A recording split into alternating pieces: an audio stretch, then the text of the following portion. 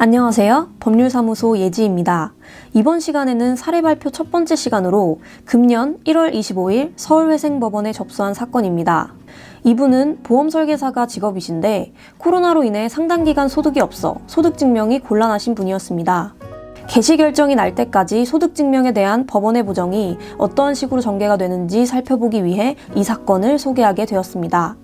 두 번째 쟁점은 이분은 배우자 명의 임차보증금이 8천만 원이 있었는데 접수 당시 배우자 재산에 대한 청산가치 50%를 산정하지 않고 접수한 사건입니다. 서울회생법원 실무준칙 406호 제2조 배우자 명의의 재산의 취급에는 명의신탁재산으로 인정되는 경우와 채무자가 배우자에게 당해 재산을 처분한 행위에 해당된다고 의심할 만한 사정이 있을 때에는 채무자에게 그에 관한 조사를 위하여 필요한 자료를 제출하도록 요구할 수 있고, 그렇지 않은 경우는 채무자가 파산하는 때에 배당받을 총액으로 산정이 되어서는 안 된다고 명문화되어 있습니다. 따라서 이 사건에 대하여 법원의 판단이 어떻게 결정될지 중요한 사건으로 생각하게 되어 사례 발표 첫 번째 사건으로 선택하게 되었습니다.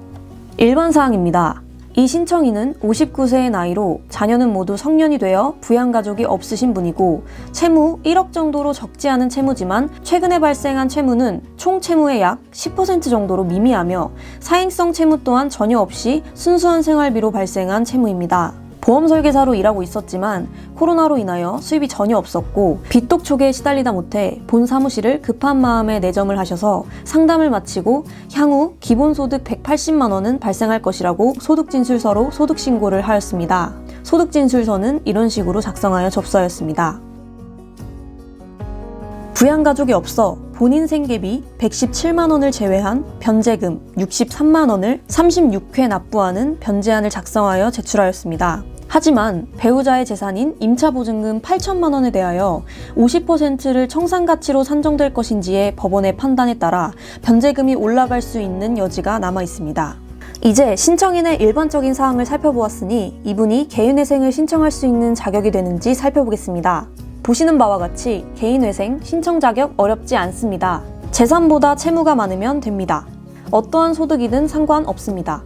일용직, 알바 등 계속적인 수입만 있으면 가능합니다. 사행성 채무도 가능합니다.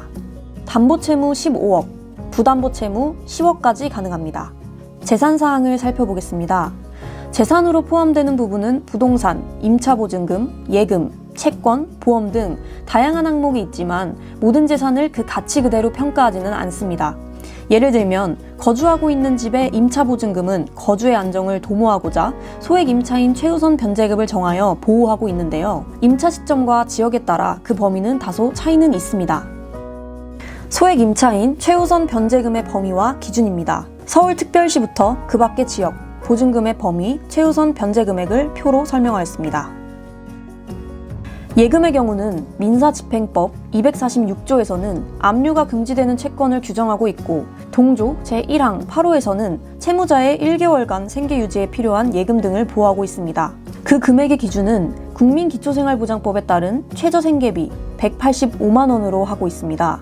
그리고 보험의 경우는 보장성 보험금에 한하여 예상해약 환급금 중 150만 원은 보호를 하고 있어 청산가치에서 제외하고 계산하여야 합니다.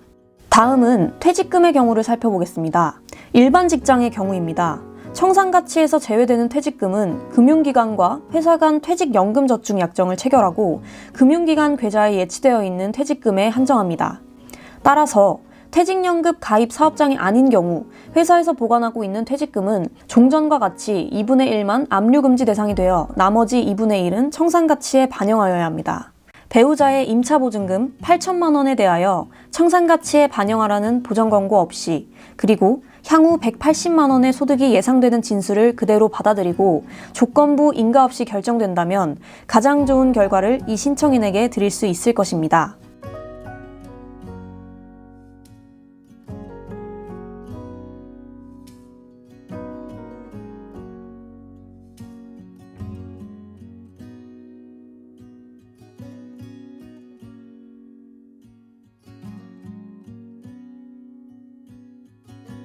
본 사건은 2022년 1월 25일 신청서를 접수하여 2022년 4월 27일 3개월 만에 신청한 원안대로 개시 결정을 받게 되었습니다.